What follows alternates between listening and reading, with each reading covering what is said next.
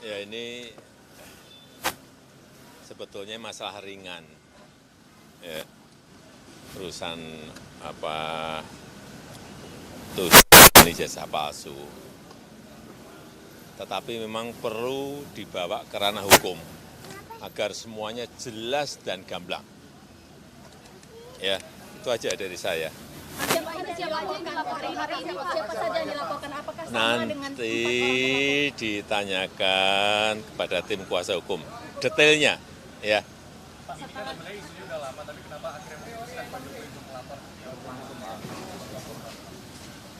Ya dulu kan masih menjabat. Saya pikir sudah selesai. Ternyata masih berlarut-larut sehingga ya dibawa ke ranah hukum akan lebih baik sehingga sekali lagi nanti menjadi jelas dan gamblang. Tapi ini Pak Jokowi merasa ini politis nggak Pak? Dengan soal ijazah palsu itu kan sudah lama, merasa ini politis nggak Pak? Nggak tahu. Ya, udah. Ini sampai turun gunung melaporkan Pak, nggak kuasa hukumnya aja, kenapa harus Apanya? sampai Pak Jokowi ikut turun melapor? Ya delik aduan kan, syarat memang harus saya sendiri datang. Ya. Masih di Jakarta, ijazahnya Pak. Apanya? Tadi memperlihatkan ijazahnya ya Pak? Tadi memperlihatkan ijazah. Nanti ditanyakan detail kepada tim kuasa hukum. Ya. Pak di dalam Hah? Apanya? Ya ditanya banyak, tanya berapa pertanyaan tadi? 35. Ya. Ya.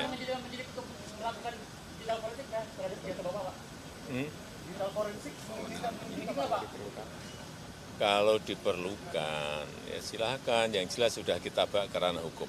Ya. Pak, ini masih pidana umum atau Solo Pak? Ini yang dilaporkan tindak pidana umum atau? Sekarang masih di Jakarta.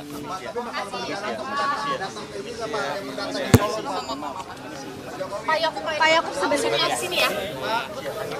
Pak Jokowi, ada rencana buat datang ke Solo nggak Pak? Perdata Pak, sidang perdata Pak, karena pelapor minta hadir Pak. Terima kasih Pak Jokowi. Hati-hati ya. Awas, tuh Bapak tuh. Tadi keterangan yang diberikan oleh Presiden ke-7 Republik Indonesia Joko Widodo terkait dengan pelaporan yang dilakukan pada siang hari ini ke Polda Metro Jaya. Tadi Jokowi mengatakan kenapa baru sekarang dilaporkan, karena dahulu masih menjabat dan sekarang sudah selesai. Namun permasalahan ijazah palsu ini masih berlarut-larut dan sekarang akhirnya dibawa ke ranah hukum agar semuanya jelas dan gamblang. Tadi dijelaskan ada 35 pertanyaan yang diberikan oleh penyidik dan Jokowi mengatakan satu langkah. Ini. Bang maju lagi. Di bawah dulu. Lagi. kita akan simak pernyataan dari kuasa hukum Jokowi berikut ini. Konteks yang dilaporkan apakah terkait dengan ijazah palsu dan pasal apa yang diperkenalkan terlapor dan siapa saja terlapor? Iya, jadi kan kami Pak Jokowi atau pelaporan terhadap dugaan tindak pidana yang dilakukan oleh beberapa pihak. Kembali lagi kami sampaikan bahwa dugaan fitnah dan tuduhan-tuduhan tersebut itu sangat-sangat kejam. Karena telah merusak juga nama baik dan martabat Pak Jokowi, berdampak bagi nama baik keluarga, dan yang tidak kalah penting ini juga merusak nama baik rakyat Indonesia. Kenapa saya bilang rakyat Indonesia? Coba Anda bayangkan. Bayangkan kalau seorang presiden yang dipilih langsung oleh rakyat, sudah menjabat selama 10 tahun, dituduh seakan-akan memiliki ijazah palsu. Jadi dituduh seakan-akan dari dia pencalonan, kemudian menjadi wali kota, gubernur, hingga presiden, seakan-akan dianggap itu semua menggunakan ijazah palsu. Kalau kata orang, apa kata dunia gitu. Jadi ini kan martabat rakyat Indonesia yang dipertaruhkan, nama baik rakyat Indonesia, nama baik pemerintah Indonesia, dan nama baik bangsa Indonesia juga. Selama ini mungkin Pak Jokowi diam, selama ini khususnya ketika beliau menjabat. Beberapa bulan terakhir juga kami ikuti terus perkembangannya, beberapa kali juga sudah kami berikan himbauan secara resmi press conference, beberapa statement di tempat umum juga sudah kami berikan, tapi terus dilakukan oleh beberapa pihak. Sehingga mungkin ya tentunya untuk hari ini Pak Jokowi sendiri ke sini bukanlah hal yang mudah juga ya.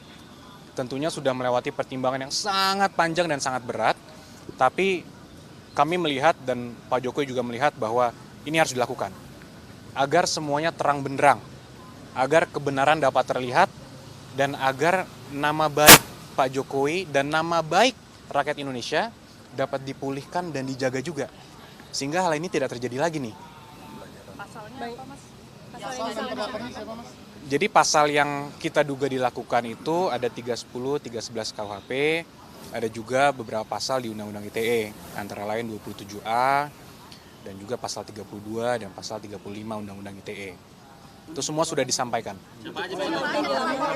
Jadi terlapornya itu semua nanti dalam lidik.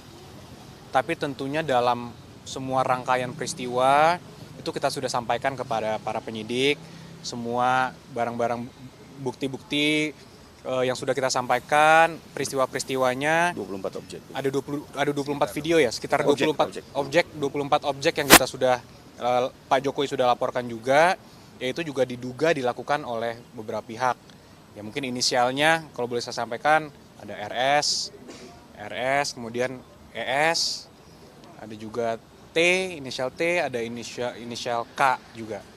Nah, tapi kami tentunya sudah menyerahkan ini kepada para penyidik dan penyelidik mungkin masih sekarang tahapannya, sehingga kami hormati dan kami akan menyerahkannya kepada pihak polisian yang untuk menjelaskan lebih lanjut mengenai pokok perkaranya. Tadi ada ijazah asli, ada ijazah yang diserahkan ke penyidik.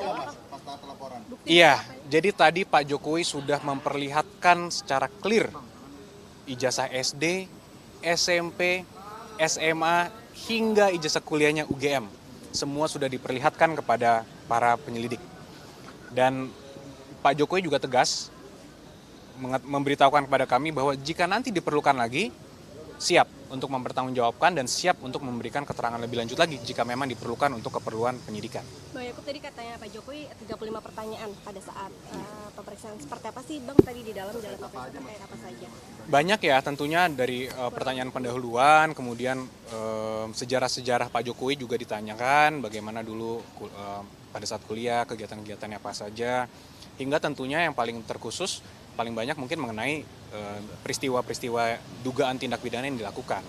Nah itu mungkin nanti kembali lagi karena itu sudah masuk pokok perkara, kami menghormati proses penyidikan sehingga kami menyerahkan kepada pihak penyidik nanti yang menjelaskan pada saat waktunya yang tepat lah.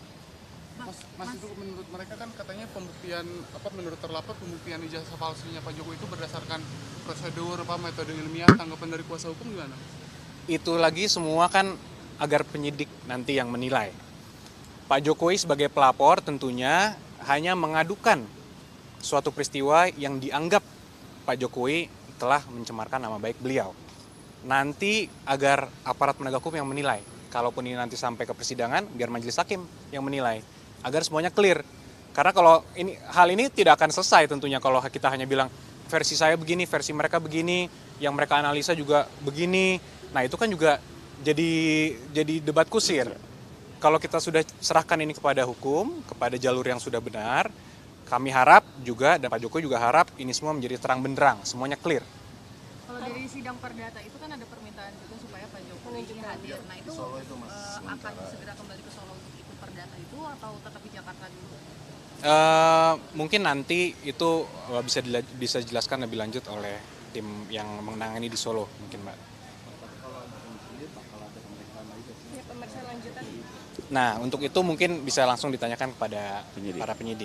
Karena itu Ya, belum disampaikan. Karena semua ini kita tentunya menghormati dan mengikuti setiap tahapan. Apapun nanti ketika dibutuhkan kapan, harus mungkin Pak Jokowi memberikan keterangan tambahan, ya beliau menyatakan siap. Karena itu merupakan konsekuensi hukum dan konsekuensi logis juga kan dari tindakan ini. Jadi kembali lagi saya sampaikan bahwa Pak Jokowi hadir hari ini bukanlah tindakan yang mudah. Melewati pertimbangan yang cukup matang, namun ini diperlukan untuk memperbaiki nama baik rakyat Indonesia. Coba saya tanya, Mas mau nggak kalau dibilang dilihat oleh rakyat masyarakat dunia bahwa punya presiden 10 tahun ijazahnya palsu? Kan tentu tidak. Saya aja nggak rela, apalagi Mas gitu kan. Ya inilah yang harus kita rubah paradigmanya. Sehingga daripada kita memiliki versi kita, mereka mempunyai versi mereka, biar nanti pengadilan lah dan aparat penegak hukum lah yang menentukan. Gitu. Ada tambahan mungkin? Tadi kan ada penyampaian soal pasal-pasal ya 310 dan lain sebagainya. Boleh dijelaskan itu tentang apa aja supaya publik yang awam juga